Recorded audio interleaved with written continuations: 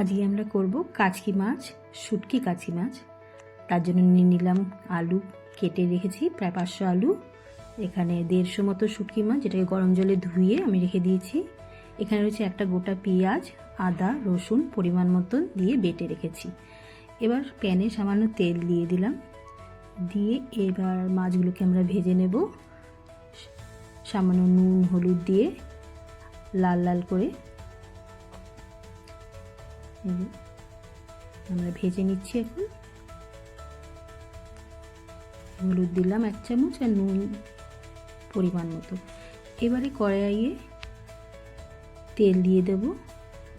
তেলটা আপনারা যে যেরকম খাবেন সেরকমই দেবেন। আমি একটু তেলটা বেশি দিয়েছি, আলুগুলোকে ভাজবো যেহেতু। এবার দিয়ে দিলাম তেজপাতা, শুকনো লঙ্কা আর গোটা জিরে 1 চা চামচ। এবার এর মধ্যে দিয়ে দেব আলু কেটে রাখা। এটাকে ভালো করে ভেজে নেব। একটু